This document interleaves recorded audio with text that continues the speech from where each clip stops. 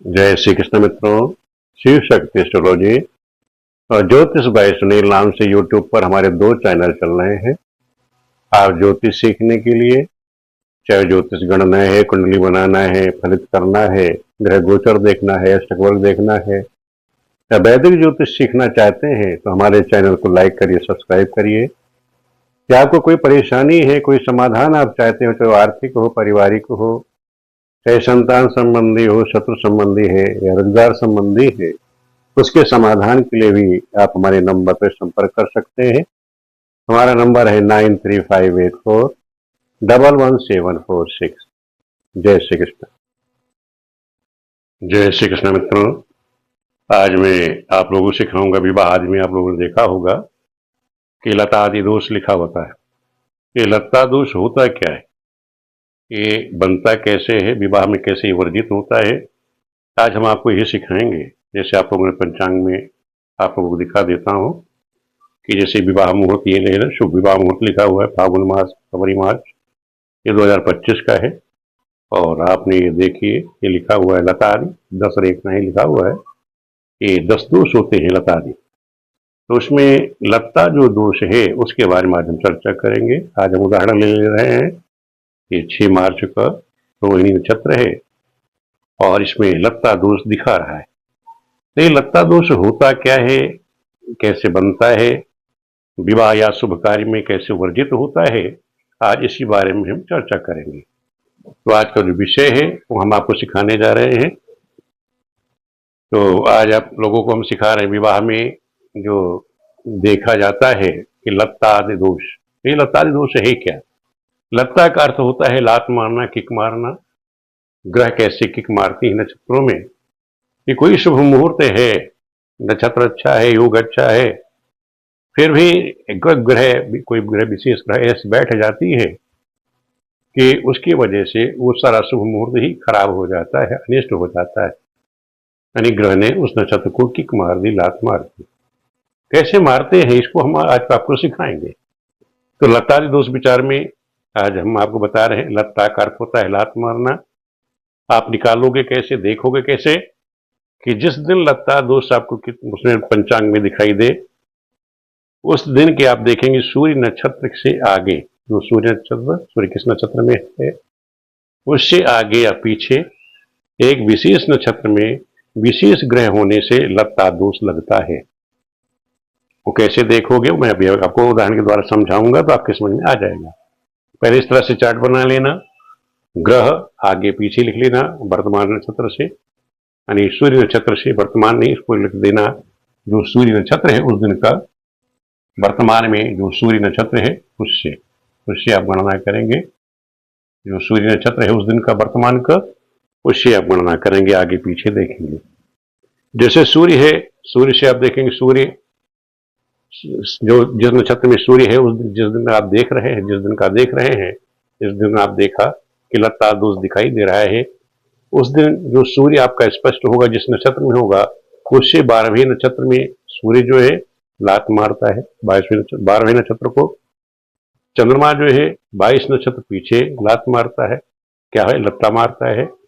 मंगल जो है 3 नक्षत्र आगे की तरफ ये लता दोष लगेगा उसको। बुध को 7 नक्षत्र पीछे की तरफ, जिस नक्षत्र में होगा उससे 7 नक्षत्र वर्तमान नक्षत्र से पीछे 7 नक्षत्र पीछे को। बृहस्पति जो है वर्तमान नक्षत्र से 6 नक्षत्र आगे की तरफ को। शुक्र जो है 5 नक्षत्र पीछे की तरफ लता दोष दिखाता है, लात मारता है।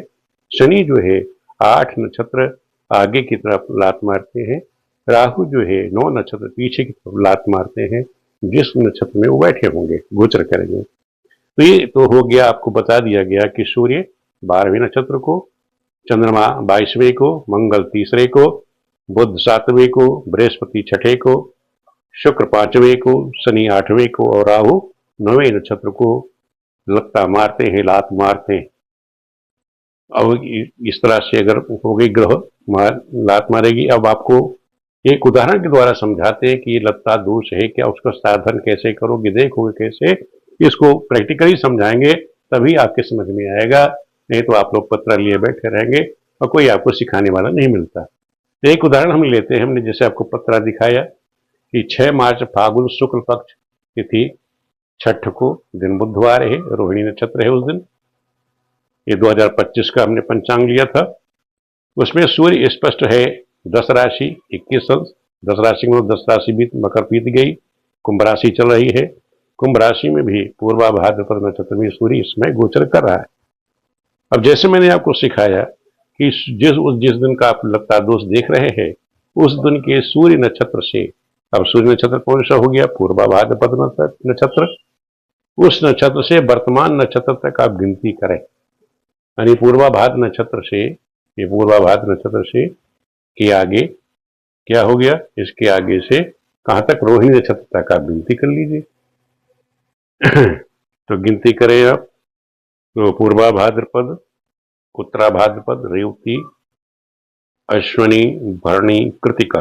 कृतिका, रोहिणी तो आ ही जाएगा। तो कृतिका तक हमने गिनती की तो कितने नक्षत्र हो गए? 6। पूर्व भाद्रपद से लेके रोहिणी तक हमने गिना तो 7 आएगा।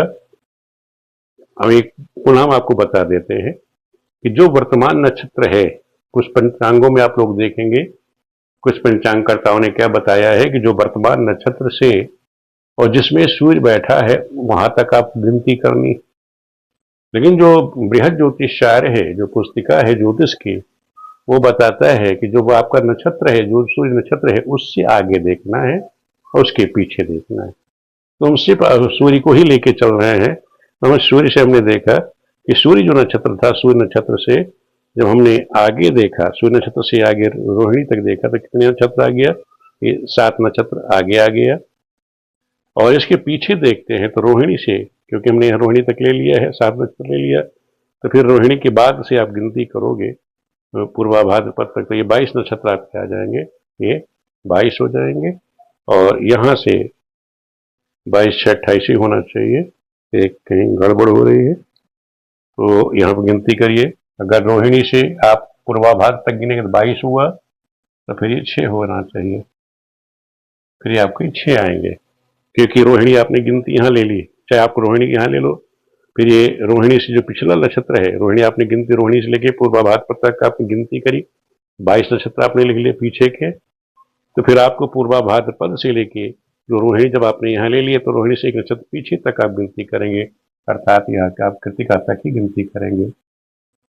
फिर आप कृतिका तक ही गिनती करेंगे, क्योंकि रोहिणी आपने ऊपर ले लिया है, तो आप यहाँ कृतिका तक गिनती करिए, क्योंकि आपने रोहिणी नक्षत्र यहाँ पर ले लिया है, तो आगे पीछे दोनों ही की आप गिनती करेंगे। तो काउंट करने के लिए हम आप लोगों को सिखा दे रहे हैं कैसे गिनती करेंगे। तो हमने पूर्वा भाद्रपद से की कृतिका तक गिना, तो ये 6 नक्षत्र आगे की तरफ हमने ले लिए, सूत्र से 6 नक्षत्र लिए आगे कृतिका तक, और फिर उससे अगला जो वर्तमान नक्षत्र था वहां से लेकर के वो जहां तक सूर्य है वहां तक की गिनती कर ली, उसके पीछे वाली। तो दोनों नक्षत्र यहाँ 22 आ गए, यहाँ 6 आ गए।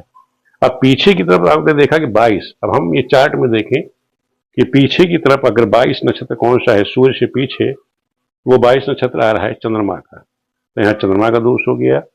और जो हमने बताया कृतिका तक गिना 6 लिखना है, तो 6 किसका है?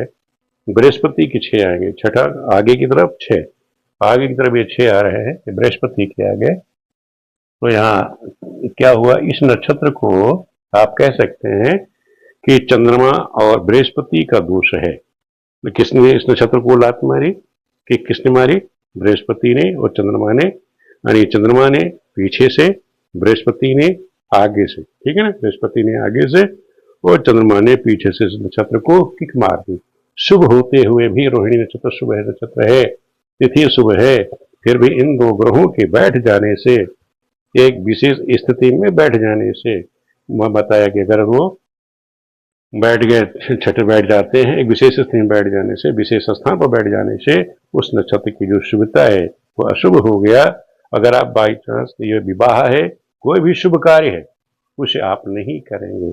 अगर आप करते हैं तो कोई ना कोई अनिष्ट या दिक्कत आ जाएगी। अगर बहुत ज़्यादा जरूरी है कि नहीं गुरुजी हमें विवाह निकाल दिया है और करना ही करना है, जैसे 6 मार्च को लोगों ने भी बहुत विवाह कराए, तो उनको क्या है कि बृहस्पति और चंद्रमा से संबंधित दान करा देना चाहिए। चंद्रमा और बृहस्पति से संबंधित जो अन्य दान है वो दान कर दें, तो उसके बाद आप विवाह करें तो बच्चों को कोई अनिष्ट नहीं होगा। वीडियो आप लोग कैसे लग रही है? इस प्रकार में जो 10 दोष होते हैं विवाह के, वो एक एक करके मैं आप सब लोगों को समझाऊंगा, उदाहरण के द्वारा समझाऊंगा, तो आप लोगों की समझ में आ जाएगी। आप लोग भी इसी प्रकार वीडियो देखते रहिएगा। मुहूर्त से संबंधित है, विवाह संबंधित है, क्योंकि जो सीख रहे हैं आप लोग ज्योतिष, आप ज्योतिष सीखने वालों को लिए ये बहुत अनिवार्य है। अब अभी आप पूछ भी सकते हो, गुरुजी जो आपने बनाया और लता आदि दोष दिखाया, अब हमें कैसे पता कि ये चंद्र और बृहस्पति का दोष है? इसे हमें प्रैक्टिकल भी सिखा दीजिए। तो हम आपको बता भी देते हैं, प्रैक्टिकली भी आपको दिखा देते हैं कि क्या इस तरह से दोष आया क्या। तो जब तक आपको प्रैक्टिकल नहीं पता होगा तो आपके दिमाग में शंका पैदा हो जाएगी। तो हम आपको दिखा देते हैं। देखो ये 6 मार्च को हमने बताया था, 6 मार्च रोहिणी नक्षत्र में लिया था। तो आप देखो यहाँ पर लिखा भी होगा, इधर चंद्रमा और गुरु का दान करिए, क्योंकि यहाँ कौन सा दोष है? आपने देखा कि लता दोष है। लता कहते हैं किक मारना। तो यहाँ लता दोष होने के कारण ये जो शुभ विवाह है वो हम नहीं कर सकते। करते हैं तो क्या करेंगे? हम दान के द्वारा, दान लिखा मतलब दान है, चंद्र गुरु का आप दान करिए। यहाँ पर कौन सा दोष है? लता दोष है। इस प्रकार से आप लोग जो है हर दोष को निकाल लेंगे। और पंचांगों में जो सब चीज दी रहती है, क्यों दिया गया है, इसको समझने की भी आप लोग कोशिश करें। वीडियो देखने के लिए आप सभी मित्रों का बहुत बहुत धन्यवाद।